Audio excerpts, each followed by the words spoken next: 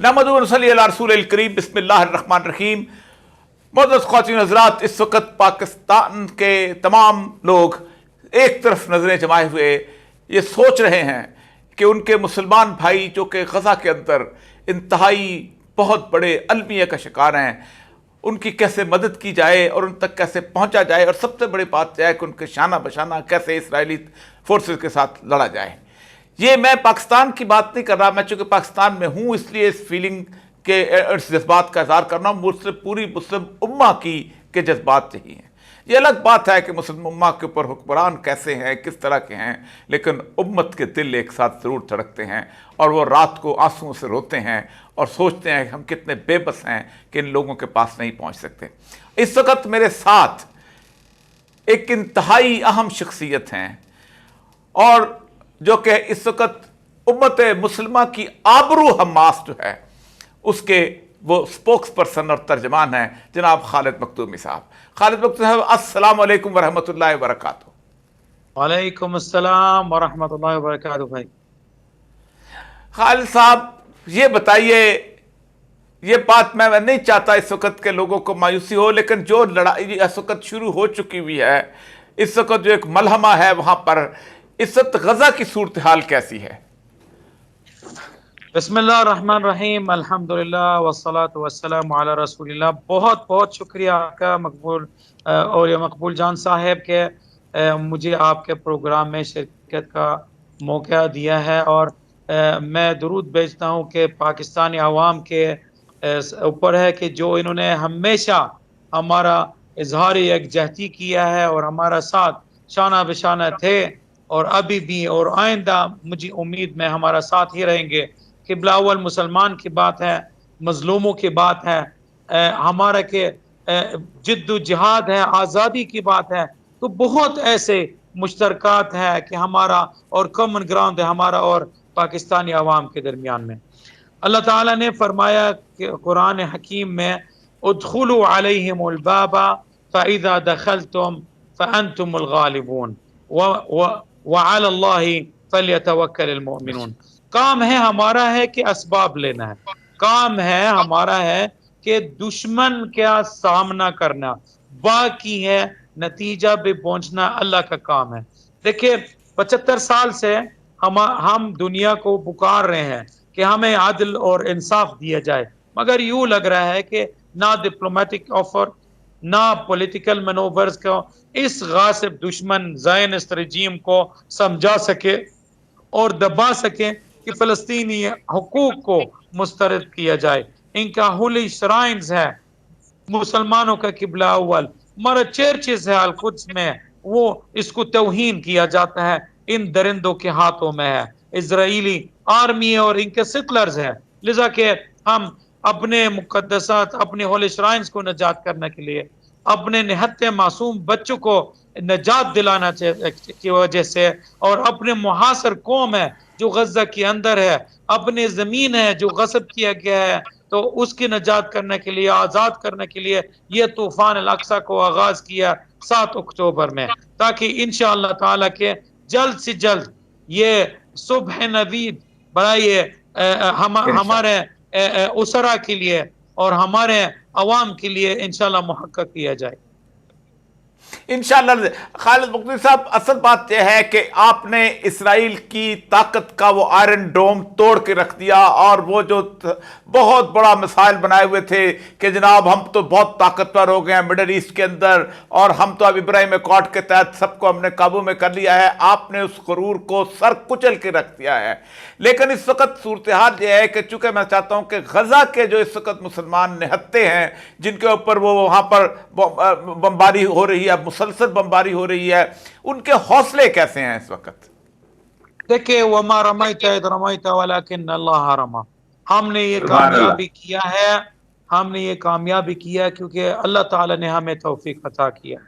और इसी तरीके से अल्लाह ताला को देख रहे हैं, अल्लाह ताला सुब्हानहू व तआला देख रहे हैं अच्छी तरह के ये जो जुल्म और सितम हो रहा है हमारा अवाम के साथ है। और आपको मैं कहता हूँ, आप मुझसे अच्छा पता है, यानी कुरान की आयातों के मुताबिक अल्लाह ताला कभी जुल्म को एक्सेप्ट नहीं करेगा, कभी नहीं, रस्सा ढीला छोड़ देता है। بعد میں کھینچ کے اس کو تباہ کر دیتا ظالموں کا ہے. ابھی جو انسانی صورتحال ہے غزہ عزت کے ساتھ اور سربلندی کے ساتھ شہادتیں ہیں, قربانیاں ہیں ہمارا کہ بچے, معصوم بچے اور بچیاں ہیں, ہمارے بیٹیاں ہیں. 35% شہداء میں سے یا بچے ہیں یا خواتین ہیں. آپ کو پتا ہے غزہ 2 ملین پیپل ہے, ان کی آبادی ہے, اور وہ سب سے زیادہ کنڈینسڈ ایریا جیوگرافی کے لحاظ سے دنیا میں ہے. تو ابھی ہمارا شہداء تقریباً کوئی 2500 سے زائد اور 5700 سے زائد زخمی ہے. البتہ یہ کل کی ڈیٹا ہے, اور کل رات کو اسرائیل نے ایک اور قتل عام کیا ہے دوکہ میں ہے ہمارا عوام کو کے درمیان میں. انہوں نے یہ دھمکی دی ہے کہ آپ اپنا جگہ چھوڑ کے آپ کسی اور جگہ چلے جاؤ, اور یہ اگرچہ کہ ہمارا عوام نے ان کی باتوں کو نہیں سنی, لیکن جب انہوں نے فار ایگزامپل کزن کے گھروں میں جانا یا کسی بڑے گھر کے جانا, آپ کو پتا ہے خاندان کے ادھر ادھر کا موو ہوتا ہے, آخر میں انسانی کرائسس ہے, محفوظ جگہ کی طرف جانا چاہتے ہیں, مدرسوں کی طرف سے یا ہاسپٹل کی طرف سے جانا. اس منتقل ہونے کے رفت و آمد کے دوران میں انفارچونیٹلی ان اسرائیلی درندوں نے بمبارڈمنٹ کی اور 70 شہید ہوئے تھے شہری, عام شہری کے درمیان میں, ان میں سے 200 بھی زخمی بھی ہو گئے تھے. یہی اصل چہرہ اس اسرائیلی دشمن کا. 65% سے زائد ہمارا میڈیکل نیڈز کا شورٹیج میں ہے. ہمارا کراسنگ گیٹ جو رفح کا ایک واحد کراسنگ گیٹ دنیا کے لیے ہمارا اور مصر کے درمیان میں, وہ بمبارڈمنٹ کیا ہے اور وہ اس وقت کلوز ہے.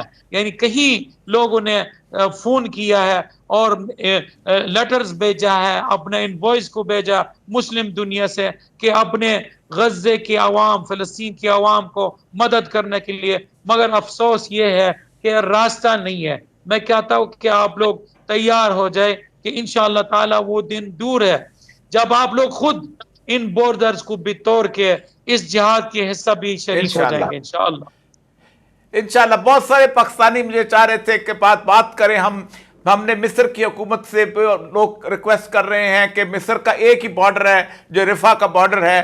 میں نے وہ بارڈر دیکھا ہے خالد بھائی, آپ حیران ہو گئے کہ جس طرح وہ سرنگوں کے ذریعے میں نے دیکھا ہے کہ جیسے وہ اپنے زخمیوں کو وہاں لے کے آتے تھے اور اس کے بعد وہاں ایمبولینسز کھڑی ہوتی تھیں. وہ بارڈر بھی کلوز ہو گیا ہے. اب مسئلہ سارا یہ ہے کہ آپ تک میں تک چاہتا ہوں کہ پاکستان سے دنیا کے لوگ قافلے لے کے مصر پہنچیں تاکہ مصر کی حکومت پریشر میں آئے تاکہ آپ تک مدد پہنچے. آپ کو کس قسم کی امداد کی ضرورت ہوگی تاکہ ہم جان سے کم قافلہ تو لے کے وہاں پہنچے مصر تک؟ میں یہ عرض کر رہا تھا سب سے بڑا امداد ہے کہ ہم نے اس جرائم کو مسترد اور محکوم کرنا ہے آفیشیل لیول پر. ہمارا جو پولیٹیکل سٹینڈز ہے ہمارا آفیشیل لیول پر کہ وہ یہ رکے بند کرے یہ کہنا 2 اسٹیٹ سولوشن. اب تو صرف اسرائیل دیکھنا میں آتا ہے, فلسطینیوں کا تو کوئی چیز نہیں ہے.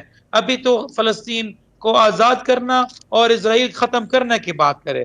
امداد کے آپ نے جو ہیومینیٹیرین ایڈ کی بات کی, ابھی اگر آپ پانی نہیں ہے, بجلی نہیں ہے, میڈیسن ہے ہی نہیں ہے, معمولی میڈیسن ہے مقبول جان صاحب کہ معمولی میڈیسن یعنی انٹی ہائپرٹینسو, کارڈیولوجیکل میڈیسنز, ادھر آئی سی یو کا جو سیٹ اپ ہے وہ ان کی جو ضروریات ہے بالکل ختم ہو گئے. ایمرجنسی رومز کے اندر ہے کہ آپ کو پتہ ہونا چاہیے کہ 10 15 پیشنٹ ایک بیڈ کے اوپر ان کو ایڈریس کیا جا رہا ہے. ابھی مجرم اسرائیلی زائنسٹ رجیم وہ دھمکیاں بھیج رہا ہے کہ اور چاہ رہا ہے کہ ہاسپٹل کو ایویکویٹ کرنا. آپ امیجن کیجئے ہاسپٹل کو ایویکویٹ کرنا کو کہہ رہا ہے, یعنی اس کا مطلب ہے ایک قتل عام کرنا کی چاہ رہا ہے, ایک میسیکر کو کرنا چاہتا ہے ادھر کے غزہ کے مظلوم بچوں کے خلاف ہے اور معصوم بچے. آپ ہر چیز جو زندگی کا ضرورت ہے وہ آج اس جنگی ماحول میں آپ کے دوست اور کے بھائی بہن غزے میں ان کی ضرورت بھی ہے. خالد بختیاری صاحب, آپ کی آواز پوری دنیا تک پہنچنی چاہیے. مجھے آج سے آپ کی ملاقات لاہور کی یاد ہے میں دعا کرتا ہوں کہ آپ آزاد شہریت کے طور پہ یہاں پر تشریف لائیں اور ہم آپ کا ایک آزاد فلسطینی کے طور پر جہاں استقبال کریں۔ میں مسلم امہ کے ہر شخص سے یہ اپیل کرتا ہوں کہ قافلے لے کے وہاں پہنچیں اور قافلے لے کے اس بارڈر تک پہنچیں۔ اللہ تعالیٰ آپ کو استقامت دے، اللہ تعالیٰ آپ کو ہمت دے، اللہ تعالیٰ آپ کو نصرت دے۔ بہت بہت مہربانی۔ السلام علیکم ورحمۃ اللہ وبرکاتہ۔ معزز خواتین حضرات، آپ نے غزہ کی المیہ کے بارے میں حماس کے ترجمان سے بات کی۔ یہ اس وقت جس کیفیت کا شکار ہیں وہ شاید انسانی تاریخ کا سب سے بڑا المیہ ہے۔ تکلیف دہ بات یہ ہے کہ اس غزہ کے چاروں طرف، تین طرف سمندر ہے اور ایک طرف اسرائیل اور ایک چھوٹا سا بارڈر رفح کا بارڈر ہے۔ اس رفح کے بارڈر تک پہنچنے کے لیے ہمیں مصر کے راستے جانا پڑے گا۔ میں پوری مسلم امہ سے کم از کم اتنی درخواست ضرور کرتا ہوں کہ قافلے دوائیوں کے، قافلے کمبلوں کے، سامان کے، کھانے کے، پانی کا، پینے کا پانی نہیں ہے، وہ لے کے کم از کم مصر کی سرحد پہ جا کے کھڑے ہو جائیں تاکہ مصر کے مسلمان جو ہے وہاں کے رہنے والے اپنی حکومت کے خلاف کہیں کہ اس بارڈر کو کھولو، ہم نے فلسطینی بھائیوں کو پہنچنا ہے۔ کوئی اور راستہ اس وقت نہیں بچا کہ ہم اب اس مسلم امہ کے حکمرانوں کو جھنجھوڑیں۔ اجازت دیجئے، اس غم میں ہم شریک ہیں اور اس دعا کے ساتھ کہ اللہ تبارک و تعالی ظالموں کو نیست و نابود کر دے۔ وآخر دعوانا الحمدللہ رب العالمین۔ السلام علیکم ورحمۃ اللہ وبرکاتہ۔